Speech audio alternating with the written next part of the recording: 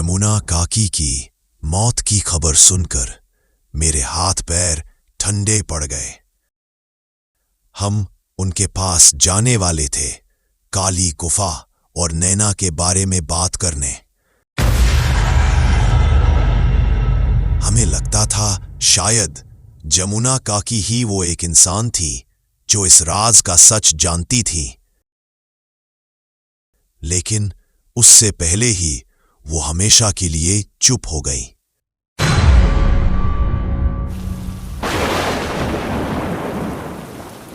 बाहर मौसम अब और भयावह हो चुका था।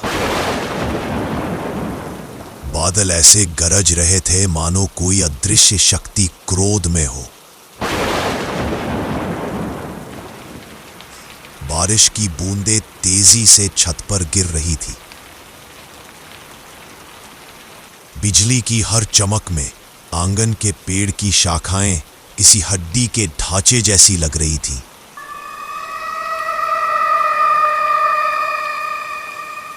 और हर गरज के साथ पूरा घर जैसे कांप उठता था।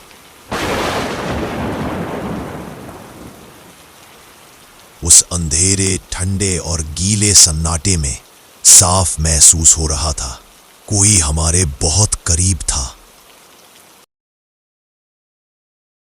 साहब, मुझे जमुना काकी के अंतिम संस्कार में जाना होगा।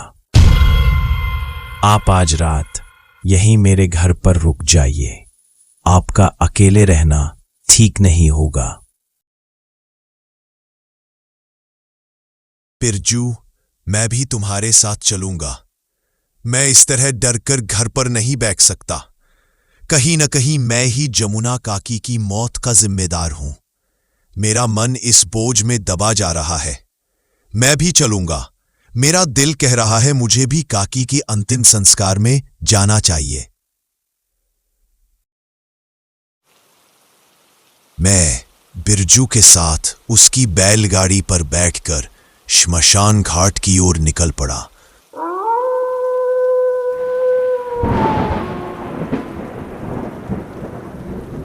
बाहर तेज बारिश हो रही थी। ठंडी हवा के झोंके से पूरे शरीर में बर्फ जैसी सिहरन पैदा हो रही थी। बैलगाड़ी गांव के कच्चे रास्ते से होकर श्मशान घाट की ओर जा रही थी। गांव में मातम छाया हुआ था। मेरा दिल जोरों से धड़क रहा था। इस सन्नाटे में मुझे अपनी ही धड़कन सुनाई दे रही थी। मेरा मन इस ख्याल से बेचैन था कि आखिर कौन है जो मुझे काली गुफा और नैना तक पहुंचने से रोक रहा है। क्या कोई और शक्तिशाली आत्मा है या फिर नैना मुझसे कुछ छुपा रही है। आखिर जमुना काकी ने भी तो कहा था कि हवेली में दिखने वाली सब चीज झूठी है। ये सब सोच सोचकर मेरा सिर घूमने लगा।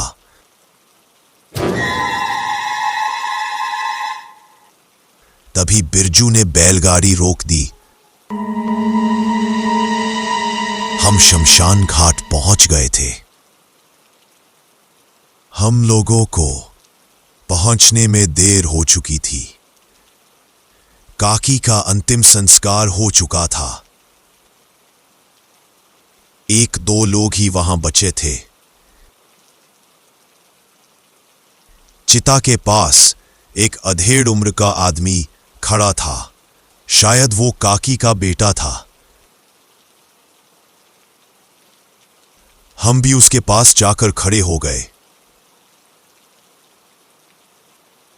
रामू, क्या हुआ था जमुना काकी को? वो अचानक कैसे गुजर गई?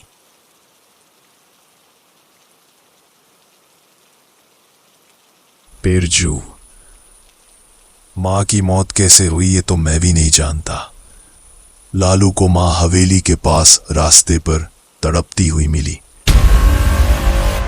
जब तक लालू मां को मेरे पास लाया तब तक वो मर चुकी थी। क्या आप ही मनोहर बाबू हैं? हाँ, मैं ही मनोहर हूं। क्या बात है? तुम ऐसे क्यों पूछ रहे हो?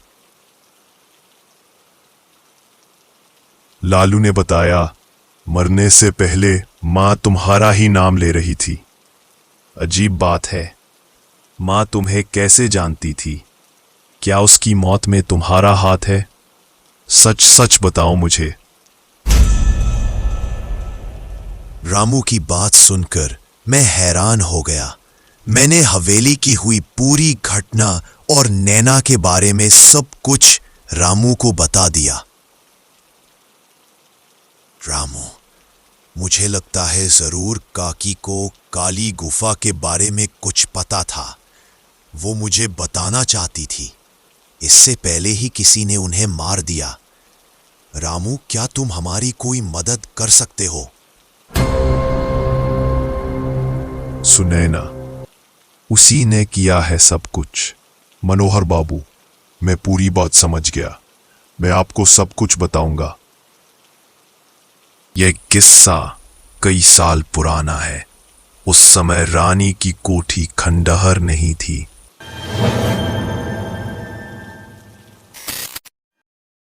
बल्कि चहल पहल से भरी रहती थी। ऊंची ऊंची दीवारें, भारी लोहे के दरवाजे और बीचों बीच फैला हुआ विशाल आंगन था। उसी हवेली में मेरी मां जमुना नौकरानी के तौर पर काम किया करती थीं। मां बताती थीं कि उस दौर में कोठी का मालिक भानु प्रताप अपने जमाने का बड़ा जमींदार था। उसी समय भानु प्रताप सिंह की नई नई शादी हुई थी। उनकी पत्नी को सब प्यार से रानी मां कहकर बुलाते थे। रानी मां बेहद पढ़ी लिखी थी। वो गांव की परंपराओं, रीति रिवाज और डरावनी मान्यताओं को नहीं मानती थी। कोठी की एक परंपरा पीढ़ियों से चली आ रही थी। हर साल काली अमावस की रात को कुलदेवी को चढ़ावा चढ़ाना अनिवार्य था। टिकोरा गांव के लोग मानते थे कि कुलदेवी को चढ़ावा चढ़ाने से साल भर कोठी और गांव की बुरी आत्मा से रक्षा होती है। लेकिन रानी मां ने आते ही इस परंपरा को बंद करवा दिया। उन्होंने कहा, यह सब अंधविश्वास है।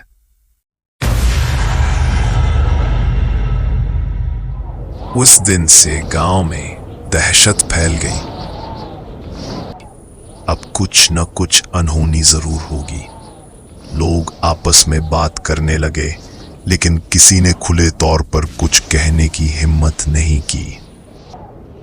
धीरे धीरे समय बीतता गया। कुलदेवी को चढ़ावा चढ़ाने की परंपरा टूटे हुए 2 साल बीत चुके थे। गांव पर मानो कोई अदृश्य शाप उतर आया था। टिकोरा गांव में बरसात का नामो निशान नहीं था। दिन रात काले बादल छाए रहते। बिजली कड़कती पर पानी की एक बूंद भी नहीं गिरती। तालाब सूख चुके थे। फसलें सूख कर राख हो गई और खेत बंजर धरती की तरह दिखने लगे। लेकिन सबसे ज्यादा डर गांव वालों के दिलों में उस समय बैठा जब जानवर एक एक कर मरने लगे। इसी दौरान रानी मां गर्भवती हो गई। लेकिन गर्भावस्था के बावजूद उनके स्वभाव में कोई बदलाव नहीं आया। भानु प्रताप सिंह और मेरी मां बार बार समझाती कि इस स्थिति में उन्हें परंपराओं का पालन करना चाहिए, मगर रानी मां किसी की बात नहीं मानती थी।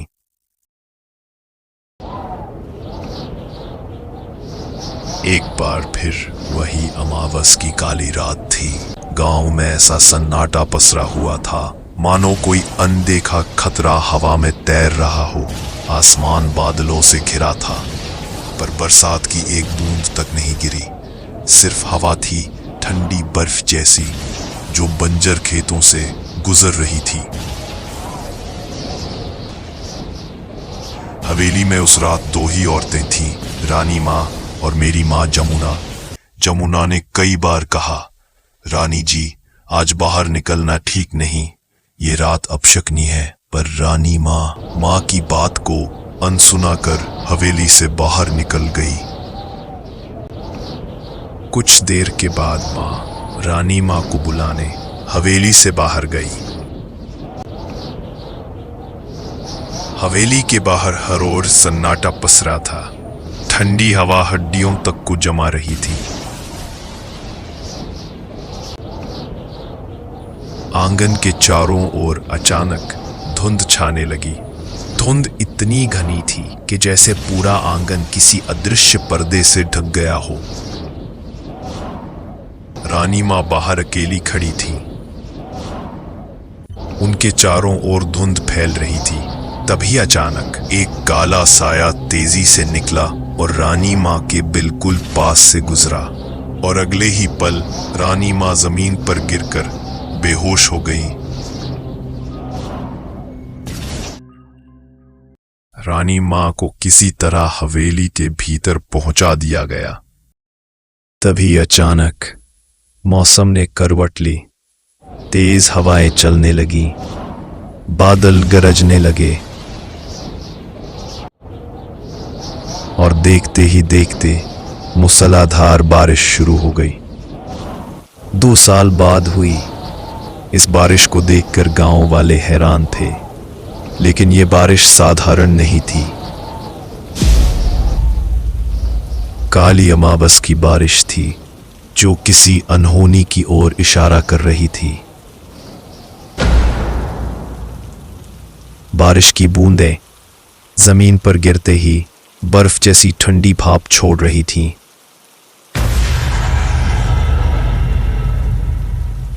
हवा में सिहरन थी और हर बूंद में एक अनकहा डर छुपा था। लोग एक दूसरे को देख रहे थे। आखिर 2 साल बाद आई ये बरसात राहत है या आने वाली किसी अनहोनी का पैगाम। इसी बीच हवेली के भीतर नई जिंदगी जन्म ले रही थी। अमावस की उस काली रात में हवेली के आंगन में 2 किलकारियां गूंज उठी। नैना और सुनैना 2 जुड़वां बहनों का जन्म हुआ। रानी माँ की आंखों में चमक थी, चेहरे पर सुकून। हवेली पहली बार इतने बरसों बाद खुशी की गूंज सुन रही थी, मगर ये खुशी ज्यादा देर टिक न सकी। बारिश अभी भी तूफान की तरह बरस रही थी कि तभी दौड़ता हुआ एक नौकर भीतर आया। उसके चेहरे पर हवेली से भी गहरा अंधेरा था। उसने कांपती आवाज में खबर दी, भानु प्रताप सिंह नहीं रहे। एक पल पहले हवेली में जो खुशी थी वह चकनाचूर हो गई। नैना और सुनैना के जन्म के साथ ही हवेली पर मातम का साया टूट पड़ा। रानी माँ ने अपना सारा दुख अपने भीतर दबा लिया और नैना और सुनैना को पालने में जुट गईं। धीरे धीरे वक्त बीतता गया। दोनों बहनें एक दूसरे से बिल्कुल अलग थी। नैना एकदम मासूम थी। उसकी मुस्कान से हवेली का अंधेरा भी जैसे हल्का हो जाता। लेकिन सुनैना वो जन्म से ही अलग थी। उसका चेहरा विकृत था, आंखें अजीब सी लालिमा से चमकती और होठों पर हमेशा गुस्से की शिकन रहती। बचपन से ही उसका स्वभाव डराने वाला था। छोटे छोटे खिलौनों को तोड़ डालना, रात में अकेले जागकर हवेली की दीवारों पर उंगलियां फेरते रहना और कभी कभी बिना वजह लोगों को घूरते रहना, जैसे वो उनकी आत्मा के भीतर तक झांक रही हो। रात गहराते ही उसका कमरा किसी बर्फीली कब्र जैसा जमने लगता। पूरे कमरे में ठंडी बर्फीली हवा भर जाती। दीवारों पर परछाइयां रेंगने लगती, जैसे कोई अदृश्य हाथ खून से लकीरें खींच रहा हो। नैना सोते वक्त अक्सर चीख उठती, अम्मा अम्मा, कोई मेरा गला दबा रहा है। पास ही सुनैना खड़ी होती, अजीब सी रहस्यमय मुस्कान के साथ। उसकी काली आंखें बिल्कुल बिना पलक झपकाए चमकती रहती। गांव वाले कहते, ये बच्ची इंसान नहीं, किसी और दुनिया की परछाई है। रानी मां बार बार इन बातों को झूठ कहकर दबा देती, लेकिन हवेली का हर कोना सुनैना की मौजूदगी से ठंडा और भारी हो जाता। रानी मां जितना उसे प्यार करने की कोशिश करती, उतने ही अजीब हादसे होने लगते। हवेली का नौकर धनीराम कई दिनों से बेचैन था। वो अक्सर मां से कहता, अम्मा, ये बिटिया सुनैना की आंखें मुझे ठीक नहीं लगती। जब भी वो देखती है तो ऐसा लगता है जैसे मेरी आत्मा ठंड से जम रही है। उसकी मुस्कान भी इंसानों जैसी नहीं लगती। एक रात धनीराम हवेली में देर तक काम कर रहा था। उस रात हवेली में लकड़ी खत्म हो गई। वो लकड़ियां लेने हवेली के पीछे की ओर गया। बाहर घुप अंधेरा था। वहीं पास में एक पुराना गहरा कुआं था। धनीराम लकड़ियों के ढेर के पास खड़ा था। तभी रात की खामोशी में अचानक उसे चरखी के घूमने की खड़खड़ाहट सुनाई दी। उसने चौंक कर देखा, कुएं की बाल्टी अपने आप ऊपर उठ रही थी। जंजीर खींचती जा रही थी, लेकिन वहां कोई दिखाई नहीं दे रहा था। धनीराम के हाथ पांव सुन्न पड़ गए। उसकी सांसें गले में अटक गईं। वो अपनी जगह पर खूंटे की तरह जड़ हो गया। ना आगे बढ़ पाया, ना पीछे हट पाया, मानो कुएं की काली गहराई ने उसकी सारी ताकत खींच ली हो। तभी अचानक हवेली की खिड़की से किसी बच्ची की हंसी गूंजी। कर्कश, लंबी और खून जमा देने वाली हंसी। धनीराम सहम गया। उसने पीछे मुड़कर देखा, सुनैना पीछे खड़ी थी। उसकी आंखों में अजीब सी चमक और होंठों पर तिरछी मुस्कान थी।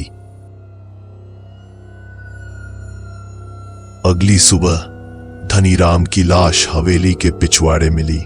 उसका शरीर पत्थर सा अकड़ा हुआ था, चेहरा डर से विकृत। लेकिन सबसे भयानक बात यह थी, उसकी आंखें गायब थीं।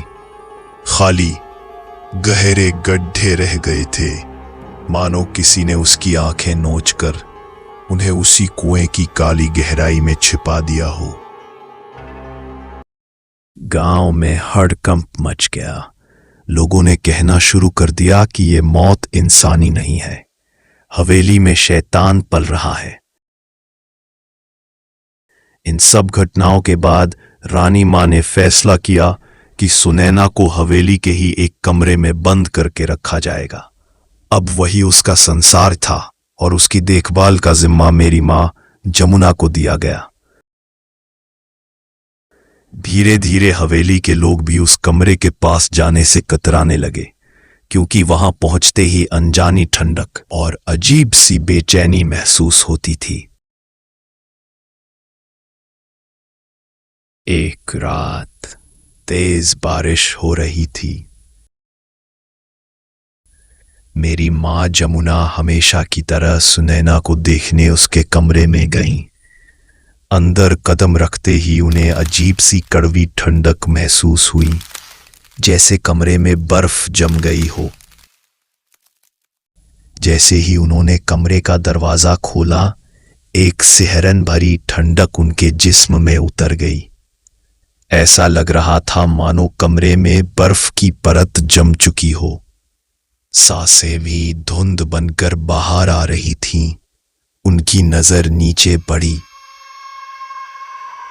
सुनैना जमीन पर बिल्कुल शांत बैठी थी। उसके चारों ओर गोल घेरे में मोमबत्तियां जल रही थीं और ठीक उसके सामने नौकरानी की बेटी लाली हवा में लटकी हुई थी। लेकिन वह बस लटक नहीं रही थी, उसका जिस्म हवा में ठहरा हुआ था, जैसे किसी अदृश्य डोर से खींचकर जमाया गया हो। ये मंजर देखकर मां जमुना के होश उड़ गए। कमरे के अंदर मौत जैसी खामोशी थी और बाहर गरजती बारिश उस खामोशी को और भी भयावह बना रही थी।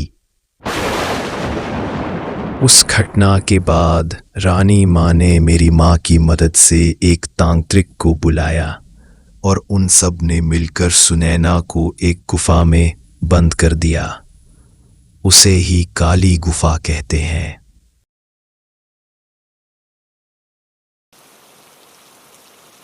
काली गुफा तक पहुंचने वाला कोई भी व्यक्ति आज जिंदा नहीं है, सिवाय उस तांत्रिक के। वही गुफा का रास्ता जानता है। रामू, तो फिर तुम हमें उस तांत्रिक तक ले चलो। क्या तुम उस तांत्रिक का पता जानते हो? भुला दी गई है वह कहानी जिसमें छुपी है वह गुफा, जहां मूर्ति खड़ी है पर आंखें नहीं, जिसे दफन कर दिया गया था सदियों पहले। उसी अंधी गुफा की गोद में रहता है वो।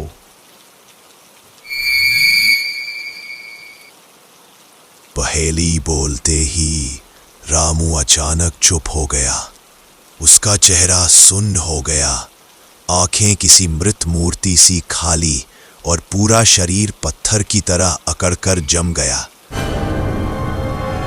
शमशान में अचानक ठंडा कोहरा छा गया, मानो किसी अनदेखी ताकत ने घेर लिया हो।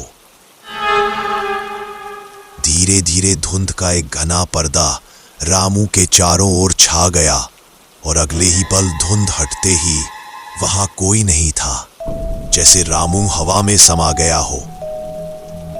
ना कोई चीख, ना आवाज, बस सन्नाटा और ठंडी सरसराहट बाकी रह गई। मैं और बिरजू डर से वही जम गए। हम दोनों को कुछ समझ नहीं आ रहा था। साहब, अंधी गुफा की कहानी मैंने बचपन में बहुत सुनी है। वो गुफा टिकोरा गांव की पूरब दिशा में है। कहते हैं वहां बिना आंखों की मूर्ति खड़ी है, जिसका खूनी इतिहास लोग भूल चुके हैं। मुझे लगता है वो तांत्रिक हमें उसी गुफा में मिलेगा। चलो, हमें अभी वहां जाना चाहिए। हम दोनों बैलगाड़ी में बैठकर पूर्व दिशा की ओर निकल पड़े।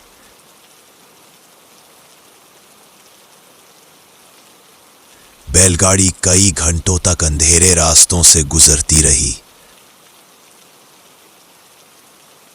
अंततः हम उस जगह पहुंचे जहां अंधी गुफा सदियों से अपने रहस्यों को छुपाए खड़ी थी।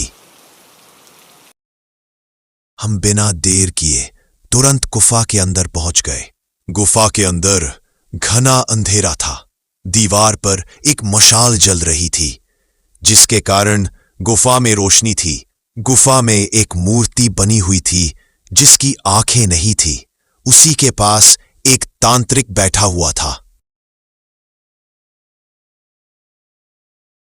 मनोहर, ये सब उस समय से शुरू हुआ जब रानी मां ने कुलदेवी को बलि अर्पित करने से इनकार कर दिया। वो अधूरी पूजा ही शाप में बदल गई और उसी शाप से बर्फीला साया जन्मा, जिसने सुनैना को अपनी परछाई बना लिया। सुनैना जब लोगों को नुकसान पहुंचाने लगी, तब रानी मां मेरे पास सहायता के लिए आई थी। मैंने अपने तंत्र शक्ति से सुनैना को उस काली गुफा में कैद कर दिया, लेकिन उस गुफा में बस उसका शरीर कैद था। उसका साया टिकोरा गांव पर मंडराता रहता और बरसात की काली रात में किसी ना किसी को मार डालता। मैं जानता था एक ना एक दिन रानी मां के मरने के बाद सुनैना जरूर वापस आएगी, क्योंकि सुनैना जानती थी कि वो और नैना जुड़वा है, और जुड़वा में एक अदृश्य डोर होती है, आत्मा की डोर। सुनैना अंधकार से जन्मी थी, पर नैना वह पवित्र थी, उजाले का अंश। वो जानती थी अगर उसे नैना की पवित्र आत्मा मिल जाए तो उसकी शक्ति कई गुना बढ़ जाएगी। वो केवल साधारण चुड़ैल नहीं रहेगी, बल्कि ऐसा साया बन जाएगी जिससे देवियां भी डरे। इसी कारण रानी मां के मरते ही सुनैना ने नैना की आत्मा को उसके शरीर से अलग कर दिया। लेकिन उस समय सुनैना यह नहीं जानती थी कि उसकी आत्मा से उसे शक्ति कैसे प्राप्त करनी है। इसी कारण उसने सुनैना के शरीर को एक बर्फ में कैद कर दिया। बरसों तक तंत्र साधना करने के बाद उसने अब जान लिया है कि उसे शक्तियां कैसे प्राप्त करनी है। आज काली अमावस की रात है। आज की रात सुनैना नैना के शरीर को कुलदेवी के सामने लेकर आएगी और वहां उसकी बलि चढ़ाकर अनंत शक्तियां प्राप्त कर लेगी। ठीक उसी समय हमें नैना को मुक्ति दिलानी होगी, और मनोहर, सिर्फ तुम ही नैना को मुक्ति दिला सकते हो, क्योंकि तुम ही वह व्यक्ति हो जिसने नैना के उस गीत को सुना और उस तक पहुंचे, और ये जानते हुए भी कि वह एक आत्मा है। तुमने उससे प्यार किया और उसे बचाने यहां तक आ गए। लेकिन मैं ये सब कैसे करूंगा? सुनैना तो बहुत ताकतवर है। मैंने सब सोच लिया है, बस मैं जैसा कहूं वैसा करते जाना। तांत्रिक ने जैसा बताया हमने बिल्कुल वैसा ही किया। हम तांत्रिक के साथ कुलदेवी के मंदिर पहुंच गए। हमने देखा वहां नैना का शरीर बर्फ में कैद पड़ा हुआ था और पास ही सुनैना कोई तंत्र क्रिया कर रही थी।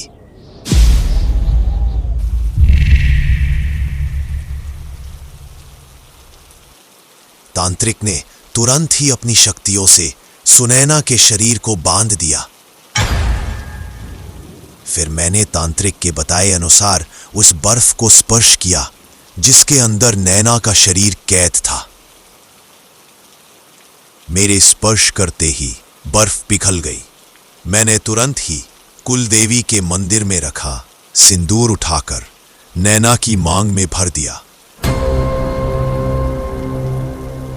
ऐसा करते ही नैना की आत्मा उसके शरीर में प्रवेश कर गई और नैना फिर से एक जिंदा इंसान बन गई। इसके बाद तांत्रिक ने हमें वहां से जाने के लिए कह दिया। उसने कहा कि वह सुनैना की आत्मा को मुक्त कर देगा। हम तांत्रिक की बात मानकर टिकोरा गांव वापस आ गए। फिर मैं नैना के साथ वहीं क्वार्टर में रहने लगा। सब कुछ ठीक चल रहा था। मैं और नैना खुश थे। इसी तरह समय बीतता गया। फिर तुम पैदा हो गए। तुम्हारी जन्म की रात टिकोरा में बहुत भयंकर बारिश हुई। मैं डर रहा था कि कहीं तुम पर भी कोई साया तो नहीं, लेकिन तुम बिल्कुल सामान्य थे। इस बात से मैं खुश था, लेकिन ये खुशी ज्यादा दिन टिक नहीं पाई। एक दिन बिरजू ने मुझे बताया कि तांत्रिक की लाश मिली है। किसी ने उसे मार दिया है। इस घटना के कुछ दिन बाद तुम्हारी मां, मेरा प्यार, नैना भी गुजर गई। इसके बाद मैं डर गया। तुम्हारी जान बचाने के लिए मैंने टिकोरा गांव छोड़ दिया। पिताजी, आपकी बात सुनकर मुझे टिकोरा जाने का मन कर रहा है।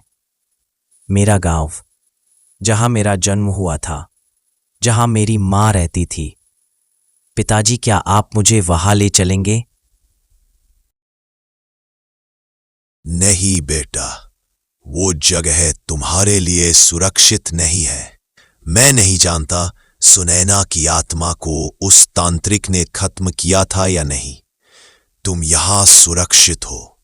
चलो, मैं सोने जा रहा हूं, तुम भी सो जाओ। अरे, अचानक मुझे इतनी ठंड क्यों लग रही है?